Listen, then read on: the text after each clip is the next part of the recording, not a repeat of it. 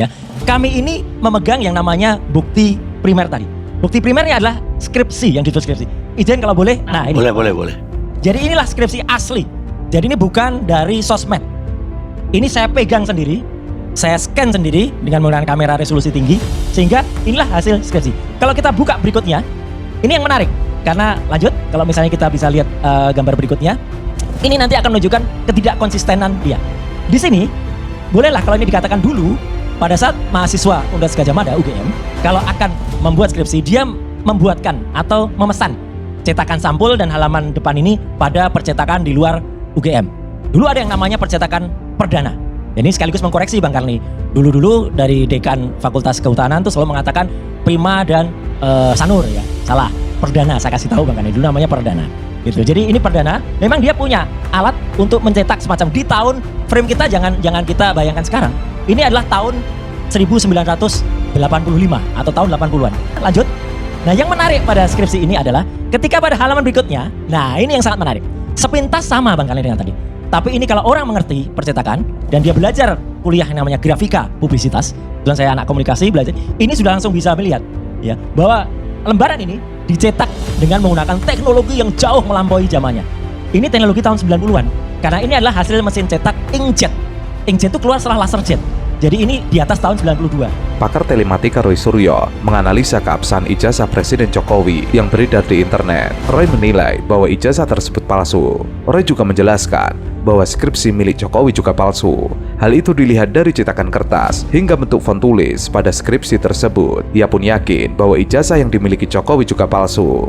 Ia mengatakan skripsi Jokowi bisa diteliti di laboratorium.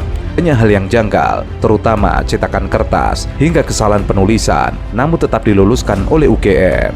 Dan yang lebih menarik lagi di sini adalah kesalahan-kesalahan mulai muncul di sini. Nama Profesor Dr. Insinyur Ahmad Sumitro yang ada bahkan dikoreksi oleh putrinya sendiri.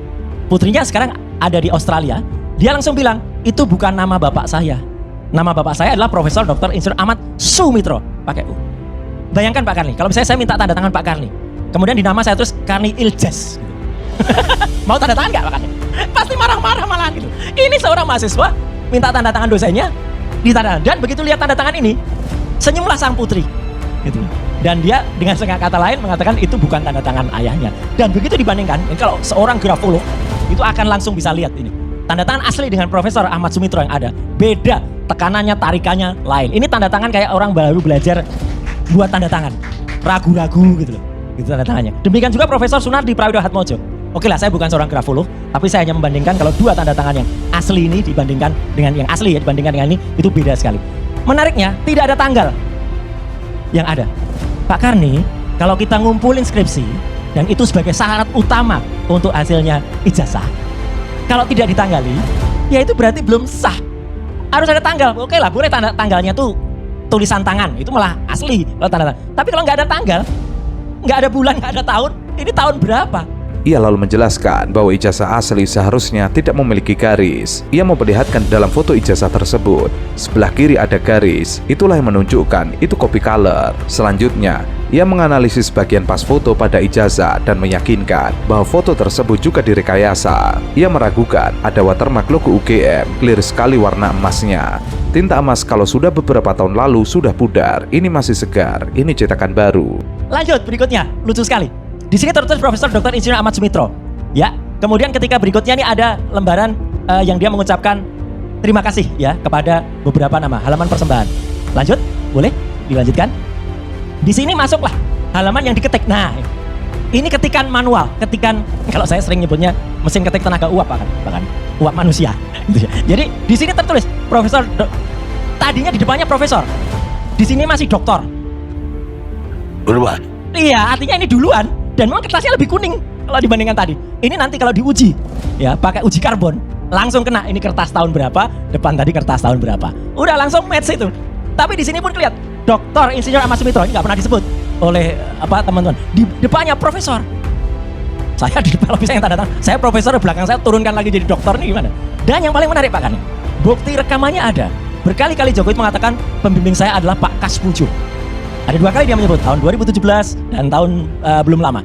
Disebut saya dibimbing Pak Kaspujo bolak-balik. Dulu Pak Kaspujo itu galak sekali gitu. Nama satupun nama Pak Kasmujo nggak ada di sini. Padahal itu dosen pembimbingnya.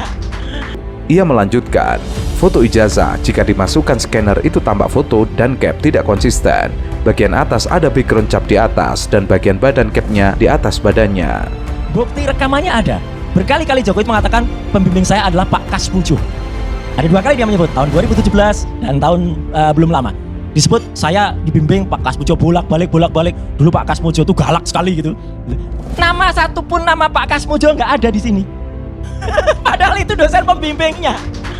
Apa jadinya seorang Kasmujo, dengan hormat kepada Pak Kasmujo ya, kalau kemudian nama bapak tuh nggak ditulis di sini, lah ini skripsinya siapa gitu loh. Kalau kemudian ini nggak ada nama Pak Kasmujo, jadi Pak Nardi memang sudah ditulis profesor, tapi Pak Ahmad Suflo nggak ada. Lanjut, yang menarik, sebelum daftar isi Pak Karni dan semua narasumber, skripsi itu harus diuji terlebih dahulu. Ada yang namanya harusnya lembar pengujian, dan itu ada tanda tangan dosen penguji harusnya. Di sini nggak ada. Di skripsi yang disebut tulisan Joko Widodo ini nggak ada lembar pengujian. Berarti skripsi itu nggak pernah diuji.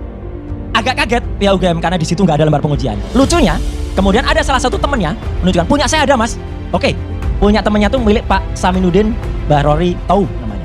Polemik mengenai keaslian ijazah Presiden ke-7 Republik Indonesia Joko Widodo alias Jokowi kembali menjadi sorotan publik. Gugatan demi gugatan dilakukan oleh masyarakat. Polemik panjang ini telah berulang beberapa kali sejak pertama kali muncul 2019 lalu. Saat itu, isu mengenai keaslian ijazah Jokowi pertama kali beredar luas di media sosial dan mengundang perdebatan publik. Polisi pun melakukan penangkapan terhadap penyebar hoaks, yaitu Umar Khalid Harahap yang menyebar narasi bahwa Jokowi menggunakan ijazah SMA palsu saat mendaftarkan diri sebagai calon presiden. Dia menunjukkan ini. Ternyata juga tidak ada tanda tangannya. Alasannya, kami yang kumpulkan itu aslinya ada kok mas, gitu dia bilang gitu. Tapi yang dikumpulkan kan ini, yang di Semangat Kampus yang ini.